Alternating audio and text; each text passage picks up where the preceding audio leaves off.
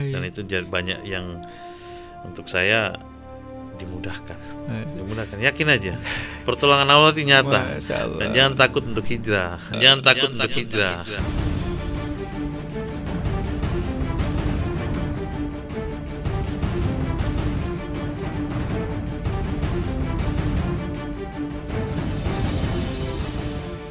Dipertemukan untuk bisa menyatukan keluarga, istri saya dengan kakak, istri kakak saya, karena satu sisi istri kakak saya itu saya anggap sebagai orang tua, istri saya anggap sebagai sepupunya istri sendiri. Bagaimana ini kan tidak akur, ya karena itu sudah riba nih, menghancurkan kita. Dia hancurkan dari keluarga, dia hancurkan dari usaha, itu sudah jelas itu. Tidak bisa dipungkiri nih. Bukan mau manajemen usaha bagus apapun, tapi kalau gunanya mengembangkan usahanya sudah dengan utang dan di situ ada ribanya, hancur. Dan di situ ada ribanya, hancur. Sebelum melanjutkan menonton video ini, silakan tekan tombol like, komen, share, and subscribe. Dan jangan lupa nyalakan loncengnya. Pak, tadi sempat sekilas ada setelah ikut MTR dari ketiadaan, kemudian tiba-tiba dapat rezeki gitu ya, rezeki. Kemudian ikut acara MTR dan itu kan maraton, Mbaknya saya nyebutnya. Jadi ikut acara ini dan biayanya tidak sedikit gitu, Pak. Dan tadi ada sedikit sekelebat Bapak bicara bahwasanya saya dapat uang 100 juta. Itu apa itu, Pak? Oh iya, itu jadi pembelian pasir yang dibeli sama Sorry, saya belum sampaikan itu. Saya bilang itu, kalau saya bilang unlogic lah. Unlogic yang saya dapat, saya mau melangkah untuk menegakkan jalannya Allah nih, langsung dikasih uang. Yang penting ikhlas. Sebenarnya memang kita butuh keikhlasan di hati. Kadang-kadang kan hati ini agak susah untuk ini. Pilih uang segini saya cari capek-capek semua. Nanti secara logika kita itu kita harus lawan. Dan itu yang paling berat untuk saya sebenarnya. Tapi kalau kita sudah jalankan dengan ikhlas, jadi uang yang saya dapat itu ternyata Allah kasih kemudahan untuk saya bisa jalankan event dalam 1 bulan 4 kali. Alhamdulillah. 4 kali event itu. Alhamdulillah. Karena PBTR, terus lanjut Pekanbaru, SMTR dengan tempat-tempat yang beda-beda. Jauh-jauh pula. Jauh-jauh. PBTR di Bogor, terus SMTR di Pekanbaru, ke Makassar ikut CCKU, kembali lagi MBBB di Bogor. Masya Allah. Baru kembali ke Merauke. Jadi uang yang saya dapat memang Allah kasih, ini kau pakai untuk jalanku. Untuk saya tuh ya. Setelah saya review kembali, uang habis, jumlahnya hampir mendekati sama dengan uang yang saya dapat dikasih sama Allah. Memang Allah suruh ini, saya kasihkan kamu uang, kamu gunakan untuk di jalanku. Pertanyaan itu selanjutnya, yang saya punya Pak. ini ya, untuk saya punya cara ini ya. Pertanyaan selanjutnya, setelah mengeluarkan waktu, pikiran, tenaga dan uang, setelah bergabung dengan MTR, apakah ada penyesalan, Pak?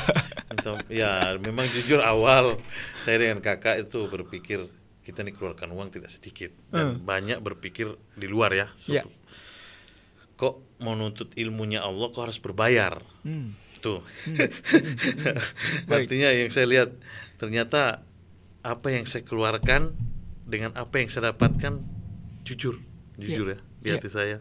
Bukan saya mau ria atau ini, tidak balance sebenarnya. Tapi itu sudah.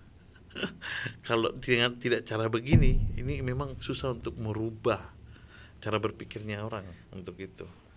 Jadi berbayar bukan tujuannya itu. Kita kenapa bisa berbayar? Karena kita merasa kita menuntut ilmu yang ada di dalam situ, kita bisa serap betul-betul karena kita sudah berkorban untuk mengeluarkan uang. Itu yang bikin kita harus bisa nyantol. Beda minta maaf. Kita traktir, kita yang biayai. Ya kan? Dia tidak punya pengorbanan sama sekali. Untuk dia mau hijrah dapat hidayah tuh kecil. Karena ada beberapa saya coba seperti itu, kecil dia untuk bisa dapat hidayah. Dibanding dia harus berkorban. Tapi kalau dia sudah niat, walaupun dibiayai, tapi dia sudah niat untuk mau sama-sama ini, alhamdulillah. Walaupun prosesnya agak sedikit terhambat, tapi sudah satu frekuensi kita lebih tenang. Alhamdulillah. Itu yang bikin saya ya nyaman aja lah. Komunitas nyaman untuk saya sih. Komunitas banyak ketawanya. Baik. Pak Multazam ini kalau di MTR terkenal sebutnya Pak Ocang. Kok bisa Pak Ocang itu gimana itu, Pak? Padahal nama aslinya Pak Multazam Malik. Tapi di MTR terkenal sebagai orang-orang menyebutnya adalah Pak Ocang gitu. Ada sejarahnya atau bagaimana, Pak Multazam? Silakan, Pak. Jadi Multazam itu nama panggil yang ada di KTP. Itu kenapa bisa nama multazam? Memang awal ibu mau naik haji yang kedua itu lagi mengandung saya. Nah, di situ berdoa di depan pintu Ka'bah, di antara pintu Ka'bah itu kan ada namanya multazam di situ. Nah, berdoa minta anak perempuan. Ternyata lahirlah saya waktu saat di Merauke. Iya, udah langsung terpikir ibu di situ langsung udah nama multazam saja. Multazam itu kan di mana pintu di antara pintu Ka'bah itu orang yang berdoa di situ insya Allah mustajab. Masya Allah. Ya, saya menemukan juga tuh, saya merasakan juga. Alhamdulillah. Jadi nama multazam di situ. Itu nama multazam. Kenapa juga bisa namanya Ocang? Jadi waktu kecil memang lahir saya memang jujur putih. Putih sekali. Jadi kayak orang Cina. Orang bilang putih ganteng, tapi saya nggak tahu gantengnya saya sebelum mana. Iya. Kalau mau dibilang kagak ganteng itu ganteng, kagak paling ganteng kalau saya. Jadi karena putih ganteng itu sudah mereka panggil saya Ocang. Ocang itu sebenarnya artinya orang Cina ireng, hitam lah. Gitu ya? Orang Cina hitam, Ocang, orang Cina. Itu sudah nama Ocang lebih familiar. Malah kakak saya nomor 2 itu waktu saya kuliah di sekolah di Jawa, kakak saya kuliah, ada teman yang telepon dulu kan masih belum ada handphone lah, belum terlalu ini kan. 2009, 2008, 2009 saya di Surabaya. Tapi belum terlalu familiar itu waktu itu handphone sampai itu. Jadi telepon ke rumah pakai nama multazam, malah kakak saya nggak kenal. Loh, kakak nama salah tamu kayaknya. Tidak, malah istrinya yang lebih tahu. Loh, itu multazam bukan namanya adekmu. Oh iya, lupa.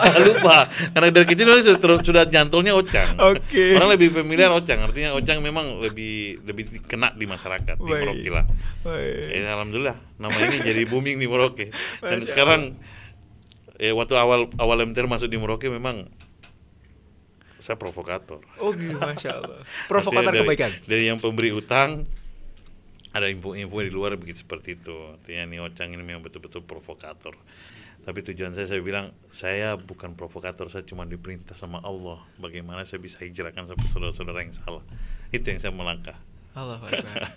Saya tidak mundur satu langkah pun dengan gosip-gosip itu. Tapi ya, itu sudah proses dakwah. Artinya memang dakwah nih, ya Nabi Muhammad saja bisa sampai 13 tahun berdakwah dan baru ada yang bisa ikut beliau. Sementara kita nih baru sedikit, saya sempat dikasih ujian langsung down, tapi saya tidak merasa kendor, tetap saya maju terus karena di sini salah satu kemudahan yang Allah kasih untuk saya bisa diberikan rezeki untuk bisa menyelesaikan saya punya utang. Itulah yang langkah saya jalankan sekarang. Rasulullah memberikan motivasi suntikan ya Pak ya. Bahwasanya Rasulullah itu berdakwah 13 tahun itu di Mekah, kemudian 10 tahun di Madinah gitu Pak. Betul. Ya. Luar biasa. Masya Allah. Pak Ocang, kembali lagi nih. Setelah bergabung di MTR, kemudian kan punya utang miliaran ya Pak ya. Boleh diceritakan utang miliarannya apa gitu, dalam bentuk apa? Kemudian ketika ikut MTR, langkah-langkah apa? Kenapa kok bisa lunas, berangsur selesai gitu? Tafadhol Pak, silakan. Kalau secara dipikir-pikir utang yang ada, saya juga bingung cara menyelesaikan bagaimana kemarin tuh jujur. Masya Allah. Iya. Kok bisa begitu? Gimana itu? Ya memang kita dari awal sebelum kenal MTR memang kita punya otak kan selalu, ya itu istilahnya kita tangan kanan dan tangan kiri. Selama kalau kita berpikir otaknya kita ada tangan kiri itu utang. Baik. Kanan itu usahanya kita. Baik. Kalau mata kita dan pikiran kita ada selalu di sebelah kiri, usaha kita akan kita tinggalkan dan ini akan habis. Betul. Sementara untuk bisa menopang untuk bisa ini terbayar utang yang sebelah kiri ini terbayar, kan dari sini. Dari mana sumbernya kalau bukan dari bukan dari sini ke sebelah kanan. Betul. Nah, sekarang saya di MTR saya dirubah. Otak kamu jangan ke kanan, ke kiri. Fokus ke kanan, nanti yang kanan akan selesaikan yang kiri, dan betul terjadi seperti itu.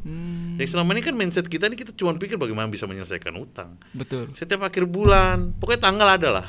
Saya kira masing-masing punya tanggal keramat, tanggal sakral istilah waktu di ininya bank. Yang membuat hati berdebar-debar, Pak. Ini tanggal itu sudah pasti tekanan saya. Tekanan batin, tekanan emosi, tekanan semua komplikasi sudah. Jadi bagaimana ada kenyamanan di dalam rumah tangga. Asal ada Pak ini mau dibayar, sudah emosi. Ya itu sudah bagaimana tidak, karena itu sudah kita sendiri tanggung jawab kita dengan bank ini kita harus jalankan lebih utama. Dulu saya berpikir tuh utang bank harus diselesaikan duluan. Oke. Dulu ya. Ternyata setelah tahu di CCKU, wah seperti ini proses menyelesaikan utang. Dan itu dimudahkan dan itu jalankan. Memang harus kita bagi. Dan harus punya terdata. Betul apa yang disampaikan di MTR. Semua utang harus punya catatan. Wow, mau itu kamu ikhlaskan tidak dibayar utang dengan keluarga itu perlu dicatat semua. Itu yang saya dapat dari ilmunya di Ustaz. Ya Allah kasih guru yang saya melihat, guru yang beliau lah sosok yang betul-betul jadi panutan kita ya. Allahu Akbar. Panutan kita. Pak, setelah mempelajari proses penyelesaian utang berapa lama? Setelah ikut MTR. Selesaikan utang akhir tahun 2019. 2019. 2 titik saya punya selesai. 2 titik. Berarti berapa lama nih? Kenal MTR 2018. Saya kenal MTR di akhir tahun 2018. Oke, akhir tahun 2018. masuk 2019. Oke, Januari gitu ya mungkin ya. 2019 saya clear dengan 1 titik. 2019 saya clear juga 1 titik. Jadi 2 titik dalam waktu nggak sampai 1 tahun. Oke. Nggak sampai 1 tahun. Nilainya sekitar 500-an lah. 500-an juta. Alhamdulillah. Jadi sekarang memang titik yang saya lagi proses, tapi sudah lebih lunak lah. Memang di awal-awal saja tekanan dan dari pihak pemberi utang karena memang merasa mereka punya target dan punya ini, tapi kita karena dituntut dengan MTR bersahabat dalam dakwah, kita ajak komunikasi dan kita kasih pemahaman tentang kita punya kata-kata. Memang berat dari pihak pemberi utang. Karena mereka dalam segi aturan mereka kan tidak ada kenal hal-hal yang seperti yang kita jalankan di MTR. Cuman bagaimana kita namanya bersahabat dalam dakwah, kita ajak komunikasi sebenarnya. Pendekatan saya. Pimpinan kan punya kebijakan yang ada, tapi dia nggak bisa mengekspos karena ini takut bocor dan jadi viral di luar, otomatis kan bank jadi tumbang, jadi tumbal lah. Gara-gara masyarakat banyak tahu seperti itu. Tapi ini nggak ada yang perlu kita tutupin sebenarnya. Bagaimana kita pendekatan saya dengan pihak perbankan. Dan itu saya kira jalan kok. Selama ini saya lihat beberapa teman-teman berproses semua. Jadi kita sempat macetkan di akhir tahun itu. Awalnya kan bank si A, Bank Bani, dengan Bank Bari. Awalnya Bank Bani sebenarnya. Kalau untuk ukur saya banyak sebenarnya itu. Kita macetkan sekitar 36 miliar. Negosiasi. Tapi tujuannya saya bukan masalah di macet dan tidak macet. Sebenarnya kita awal kan kita bisa memberikan keuntungan sama pihak perbankan. Cuman saat ini kan kita tidak bisa. Kita bisa negosiasi sebenarnya dengan pihak perbankan untuk bagaimana mereka nerima dengan apa. Yang penting kita tetap jangan menjauh dan jangan kita ingkari apa yang kita sudah bicarakan.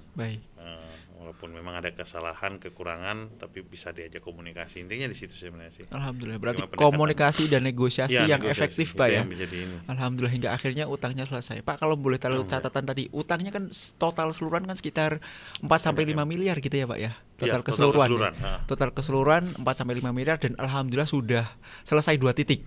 Yang tadi nilainya ratusan juta, alhamdulillah. Nah, berarti ini masih berproses lagi, gitu ya, Pak ya. 1 titik lagi. Dengan kakak ini kan totalnya hampir 5 M. 5 M ya. Sendiri, alhamdulillah sudah 1 titik, sudah 2 titik, jadi totalnya kalau hitung tinggal separuhnya. Kembali. Kakak punya sendiri, dengan saya punya usaha yang sama dengan kakak, tapi insya Allah itu kalau dari hitungan-hitungan kita di akhir tahun ini kan kita ada punya usaha yang ini insya Allah bisa tertutupi. Ya insya Allah semua kan seizin Allah. Kita tetap berusaha bagaimana tetap clear selesai, kita fokus dengan lain. Seperti itu. Bapak yang dipelajari tadi kan Bapak menyampaikan bahwasanya banyak hal yang dipelajari di MTR, banyak aspek yang memang menurut Pak Multazam adalah oh memang luar biasa ilmunya gitu. Apakah MTR ini hanya belajar tentang utang saja atau bagaimana Pak? Atau apa yang Bapak dapat setelah bergabung? Perubahan dulu before sama afternya gitu. Sebelum ikut MTR bagaimana? Setelah ikut MTR bagaimana? Karena tadi sempat juga nggak percaya juga gitu, nggak akhirnya percaya. Boleh diceritakan Pak? Ya, memang pertama saya kenal MTR, saya pikir cuma bahas tentang utang saja, bagaimana selesaikan utangmu, sudah fokus dengan kehidupanmu yang ada. Ternyata di MTR bukan hanya masalah itu dibahas. Bagaimana setelah utang ini untuk di MTR untuk saya hal yang paling kecil di ujung kuku istilahnya. Karena ini dulu yang kita tuntaskan. Baik. Baru bisa berkembang dengan usaha kita yang lain. Dan dia ternyata lebih banyak ke ilmu-ilmu bagaimana mengembangkan usaha, terus menjalankan usaha dengan secara syar'i, bagaimana kita bisa maju dengan keyakinan dan kepercayaan diri karena kita sudah betul-betul hijrah karena Allah. Itu ya, jadi saya banyak dapat ilmu-ilmu baru. Artinya di MTR nih untuk saya bukan hanya komunitas yang bisa membahas masalah utang, tapi dia bagaimana bisa mengembangkan usaha yang ya dapatnya jering-jering itu istilahnya lah. Masya Allah. Dan saya dapatkan itu, yakin saja saya dengan kebesaran Allah. Itu memang kita harus punya keyakinan di situ. Baik. Artinya memang kekuatan keimanan kita dikuatkan, sakofa Islam kita dikuatkan, tapi tidak juga lupa terhadap ikhtiar gitu Pak ya. Jadi balance ya Pak ya. Kepada Allahnya kita kembali, kemudian ikhtiar tetap dijalankan. Begitu kurang lebih Pak ya. Kurang lebih begitulah. Kita mendekatkan diri kita lagi kembali sama Allah. Insya Allah Allah bukakan jalan-jalan yang dulu tersumbat, dibukakan kembali. Dan itu banyak yang untuk saya dimudahkan. Yakin aja pertolongan Allah itu nyata. Dan jangan takut untuk hijrah. Masya Allah. Kondisi keluarga sekarang Pak, kalau dulu sebelum MTR dan kondisi sekarang setelah bergabung dengan MTR, kondisi keluarga sekarang bagaimana Pak? Kalau alhamdulillah keluarga yang lalu dengan sekarang jauh lebih baik. Artinya jauh lebih berubah semua, dan sekarang jauh lebih kita kembalikan sama Allah.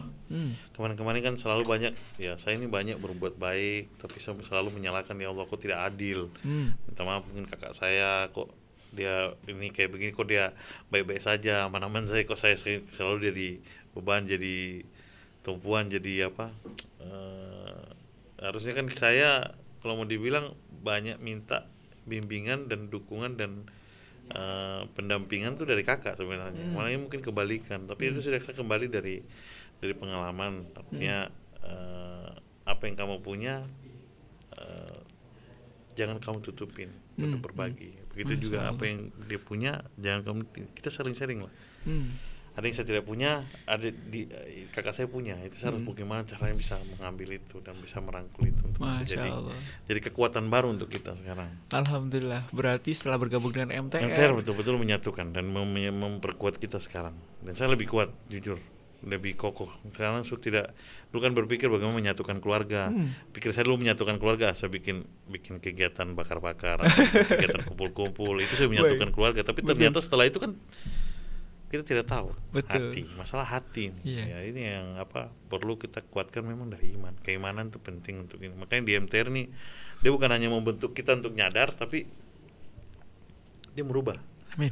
Merubah cara berpikir untuk hidup yang betul-betul ya banyak keberkahan lah. Masya Allah. Kita dapat di situ. Masya Allah. Itu. Alhamdulillah. Pak, punya saran-saran Pak buat khususnya warga bagian timur Indonesia, warga Merauke yang mereka masih dalam kondisi masih berjuang dalam rangka untuk lunas utang gitu Pak. Saran-saran Pak, atau mungkin apa yang mau disampaikan untuk mereka gitu Pak. Silakan Pak. Ya, buat saya kepada keluarga besar di Papua, khususnya di Merauke yang sudah jadi warga MTR, pertolongan Allah itu nyata. Yakinkan diri kita untuk bisa ikhtiar, istiqomah, pantaskan diri kita di hadapan Allah. Minta pertolongan, karena hanya kepada Allah lah kita bisa dibukakan kemudahan, dibukakan pintu rezeki yang betul-betul yang kita tidak pernah duga. Masya Allah. Memang kita pikir dulu, kita berdoa banyak, Allah kasih turun uang dari segelondongan dari atas baru kita pakai untuk selesaikan kita punya masalah. Tidak seperti itu ternyata. Baik. Kita butuh dan proses. Baik. Proses ini jangan merasa ada titik jenuh. Proses tidak semua juga ada yang lancar dan ada yang tidak lancar. Baik. Dinikmati dan perlu keikhlasan untuk menghadapi itu. Karena apapun yang dikasih itu karena kehendaknya Allah. Itu mungkin salah satu lika-liku yang dicuci untuk selesaikan masalah-masalah kita sebelumnya, masa lalu kita ya, dengan proses pinjam dengan bank, kehidupan kita mungkin yang glamor yang tidak jelas arah. Itu mungkin salah satu yang dicuci. Ada yang memang sampai saat ini berproses masih belum dikasih kemudahan. Yakin aja pertolongan Allah itu nyata. Jelas itu yang perlu diperkuat dari teman-teman. Artinya nggak ada yang nggak mungkin kalau memang betul-betul kita sudah kuat luruskan iman kita, luruskan niat kita, insya Allah pertolongan itu akan hadir dan akan datang pada waktunya. Amin. Ya Pak, ya pantaskan dirilah di hadapan Allah. Saya walaupun memang masih berproses tapi saya sudah mulai berpikir yang terburuk sebelum melangkah. Jadi itu yang bikin jadi kekuatan baru untuk saya lagi ke depan. Yakinlah saudara-saudaraku yang ada di Papua, memang awal langkah yang saya jalankan memang banyak lika-liku, tapi semua dapat dengan hal yang betul-betul jadi kepuasan kita di kehidupan kita yang ke depan ini. Masya Allah. Seperti itu. Baik. Alhamdulillah. Mungkin kurang ininya nanti kita bisa inilah saudara-saudaraku yang di Papua sama di Merauke. Baik. Pesan positif yang sangat luar biasa, insya Allah bisa ditangkap oleh warga masyarakat Papua khususnya di Merauke. Pak, kita ngobrol-ngobrol tentang bisnis nih, Pak. Ya. Kalau sekarang kan berarti yang ditangani itu cuma satu bisnis, atau tadi kan saya sebutkan Bapak punya banyak bisnis gitu ya. Paling besar adalah ekspedisi gitu ya. Iya. Boleh Pak ceritakan sekarang yang sedang dijalani bisnisnya apa saja gitu, barangkali teman-teman juga pengen tahu juga gitu Pak. Ya, kalau untuk bisnis yang saya jalanin memang selama ini bisnis yang paling terbesar saya di ekspedisi. Ekspedisi ya. Saya bisa punya ekspedisi juga karena perjuangan di awal. Saya berusaha dengan usaha pulsa. Saya lihat pulsa tidak menjanjikan untuk saya punya masa depan, tapi dari situ saya sudah bisa menabung. Dari menabung itulah saya punya ekspedisi, dan sekarang alhamdulillah ekspedisi jadi penumpang. Kalau untuk ekspedisi PR yang saya paling berat di situ sekarang menjaga yang sudah berjalan selama ini, karena memang tugas menjaga nih yang paling berat untuk saya. Kalau jalan pasti jalan, cuman kalau kita tidak jaga baik tentang masalah pelayanan, servis, ini kan jasa ini kan sensitif, kalau hal-hal itu tidak kita dampingi terus. Betul. Ini paling berat. Kalau untuk hal-hal yang baru dari saya sudah ikut BIMIM, saya jujur kan eventnya MTR ini sudah saya ikuti ada sekitar 8 event. 8 event. Jadi apa namanya, usaha yang saya dapat yang baru yang saya jalani ini memang saya murni tersentuh sebenarnya, dengan yang baru ya. Kalau yang sudah jalan nih saya pekerjaan ekspedisi, sama ada bergerak di kontraktor ya, kontraktor lah. Kontraktor sebenarnya itu iseng berhadiah saya sih. Iseng berhadiah. Karena memang untuk saya pekerjaan kontraktor itu bukan pekerjaan pekerjaan utama untuk saya, karena itu untuk mengisi kosongan saja, mengisi waktu lah. Ya, kebetulan dikasih pekerjaan sama Allah dengan Pak Haji Umar. Saya lagi bikin 2 gudang yang jalan di Merauke sama di Bulukumba. Terus tambahan pekerjaan baru itu yang ada itu pekerjaan tersentuh sebenarnya. Jadi di dunia pertanian. Di dunia pertanian. Saya lihat ini kan saya jujur mitra Bulog, mitra angkutan dan mitra pengadaan, sama mitra RR, istilahnya mitra kontraktor. Jadi ada 3 skup usaha yang ada di Bulog yang saya ikutin. Ini saya lihat ada masalah penyerapan beras, terutama dari Bulog ini kan tidak begitu jalan di Papua, di Merauke khususnya ya. Jadi saya melihat ini hasil panen yang sudah dipanen sama masyarakat, petani, sama MKP. MKP itu mitra kerja pengadaan, itu yang store beras dari petani dimasukin ke Bulog, itu MKP namanya. Masya Allah. Jadi mereka nggak jalan, kasihan, karena tidak ada penyerapan beras yang dijalankan sama Bulog. Yang saya bilang baru, karena baru saya belum pernah menjalankan ini sebenarnya, tapi sering saya melakukan pengiriman berasnya Bulog dari Merauke pindah ke daerah lain, tapi saya belum pernah melakukan pembelian, memindahkan berasnya mitra ke daerah lain. Langsung dengan saya ngurus, itu yang saya bilang hal baru untuk saya. Tapi saya tujuan memang niatnya saya bagaimana membantu masyarakat Papua, khususnya Merauke, dengan kondisi keadaan sekarang ini betul-betul kondisi sudah COVID, ekonomi betul-betul banyak yang terdampak, menurun drastis, tambah lagi penyerapan beras yang biasa diserap sama Bulog tidak jalan, dan masyarakat tambah lebih terpuruk lagi, kasihan di situ.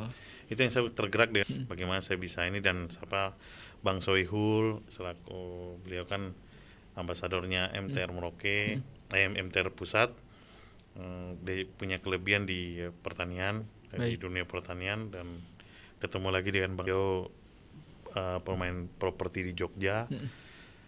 Memang yang pertemukan saya ini ada dengan datangnya Bang Hikmat ke Merauke waktu itu. Itu semua ini jalan Allah. Mereka datang dakwah TPW, ternyata berujung ada kerjasama kami. Artinya kerjasama, itulah yang saya bilang MTR ini real sektor sinergi, bagaimana kita bersinergi sebenarnya. Saya juga bagaimana menunjukkan apa yang dimotokan sama MTR, saya tunjukkan dari ujung timur. Ujung timur kita memulai bisnis juga.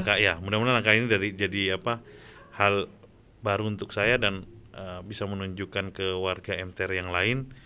Kita memulai dari ujung timur untuk bisa betul-betul ini bukan sirka. Kita bukan sirka di situ. Karena saya jujur ilmu sirka saya belum punya, dan saya juga belum mau ambil langkah sampai ke sana. Karena saya belum bisa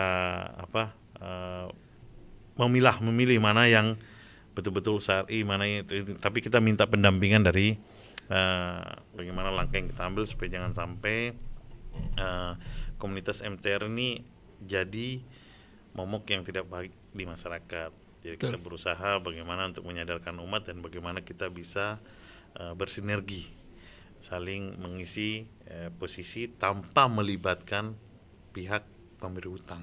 Jadi kita bergerak tanpa menggunakan uang bank. Alhamdulillah itu bisa jalan. Masya Allah. Alhamdulillah. Berbisnis tidak menggunakan utang bank, dan ada nilai-nilai sosial. Kita membantu orang-orang, khususnya di bagian timur. Semoga berkah selalu Pak Multazam, dan insya Allah utang yang tinggal 1 titik selesai tahun ini ya. Sama, mohon doanya, minta doanya. Insya Allah tahun ini saya pengen semua tuntas supaya saya bisa melangkah hidup saya ke depan dengan tenang, dan bisa berdakwah keliling Papua untuk bisa siarkan ini ilmu masalah utang riba ini. Masya Allah. Untuk bisa masyarakat umum bisa tahu lah. Terbebas dari utang. Ngomong-ngomong dakwah tentang masyarakat tanpa riba, kita punya tools yang luar biasa, Pak, yang memang kita nggak terlalu jadi sederhana sebenarnya, tapi itu mengena banget. Banyak orang yang tercerahkan dengan buku merah MTR gitu, Pak Multazam. Menurut Pak Multazam, ketika dakwah buku merah di Merauke, bagaimana? Apa tanggapannya? Dan mungkin boleh diceritakan apa sih sedikit isi tentang buku merah masyarakat tanpa riba ini? Boleh, Cang. Silakan. Tentang buku merah ini untuk saya juga saya bilang ini buku yang unik, buku unik yang bisa menyentuh masyarakat untuk bisa sadar. Dari saya lihat uniknya bukan karena buku merahnya. Uniknya dari penulisnya.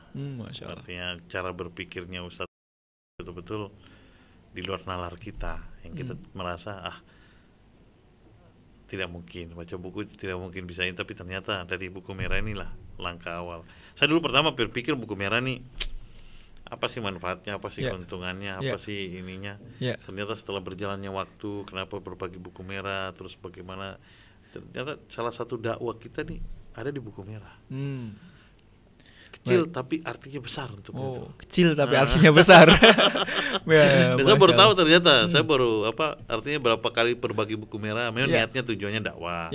Kita bukan berbagi karena punya kelebihan, tapi tidak ada. Murni kita bersedekah dengan buku merah nih semata-mata hanya minta pertolongannya Allah. Itu yang kita lakukan. Bukan kita mau karena kita punya penghasilan bagus terus kita berbagi. Nggak ada terpikir sama sekali ke situ saya. Namanya buku merah nih dia banyak langkah awal untuk masuk ke masyarakat dengan cara ini, seperti menyentuhnya itu lebih mudah kita. Dan buku merah nih kurang lebih dari poin 1 sampai 9 go banget. Poin 1 sampai 9 kena semua gitu ya. Masya Allah. Ini sudah revisi ke-14 ya. Alhamdulillah revisi ke-14 kemarin sudah tiba juga di Merauke, dan teman-teman sudah di Merauke niatnya memang berbagi ke ustadz-ustadz sama yang sudah dijalankan dengan KSW di pusat. Insya Allah hari ini mereka sudah mulai bergerak. Amin. Ada beberapa ustadz yang kita yakini bisa jadi perpanjangan tangan kita untuk dakwah. Artinya dakwah kita dan berbagi kita di situ. Alhamdulillah. Karena biasa begini, saya lihat beda kayak macam saya bawa buku merah. Dengan ustadz yang bawa buku merah. Saya lihat ini cara berpikir saya. Memang hebat MTR. Dia menyentuh buku merah lewat ustadz-ustadz yang punya nama. Karena memang begini. Saya bawa buku merah, saya kasih tahu lah, saya kurang hobi baca buku. Saya kalau baca buku nggak tahu yang saya baca apa, yang dimaksud apa, saya tidak, itu saya dulu. Itu saya dulu. Jadi kalau saya pun kasih misalnya kan, belum tentu Rizka dia baca, karena saya sendiri sudah seperti itu ininya. Tapi kalau melalui ustaz dan jamaahnya itu merasa ini ustadz saya, ini tokoh saya yang saya jadikan panutan, dia memberikan buku itu pasti motivasi dia untuk mau menyentuh buku itu dan mau membaca buku itu lebih besar dibanding saya yang kasihkan ke seperti itu. Itu gambaran saya. Maksudnya hebat MTR punya cara berpikir untuk sampai gitu. Itu cara saya untuk nalar ini ya. Nalar kenapa berbagi buku merah, 1001 buku merah, sama hebat memang betul-betul MTR punya berpikirnya itu, melangkah ininya. Baik. Itu yang saya salut. Masya Allah. Ini memang oke. Terima kasih sekali perbincangan yang semoga bisa bermanfaat bagi masyarakat luas di luar sana, Pak. Terima kasih atas kedatangannya, terima kasih atas berbagi sharingnya. Lagi-lagi kita berdoa semoga utang 1 titiknya segera selesai dan bisa bermanfaat bagi masyarakat, khususnya di masyarakat Papua dan Merauke ya, Pak Multazam ya. Terima kasih, Pak. Sekali lagi saya ucapkan teman-teman sekalian, alhamdulillah, terima kasih. Acara kita di ujung acara ini insya Allah dipersembahkan oleh Masyarakat Tanpa Riba dan Syariah. Semoga acara ini terus bisa menginspirasi bapak-bapak dan ibu-ibu sekalian yang memiliki utang dan dalam berproses penyelesaian utang. Terima kasih. Kita baca istighfar 3 kali, Pak. Astagfirullahaladzim, astagfirullahaladzim, astagfirullahaladzim. Baca hamdalah 3 kali. Alhamdulillahirrahmanirrahim. Baca doa kafaratul majlis. Subhanallah hamdika asyhadu alla ilaha illa anta astaghfiruka wa atubu ilaik. Terima kasih. Wallahul muwaffiq ila aqwamit thoriq. Wassalamualaikum warahmatullahi wabarakatuh.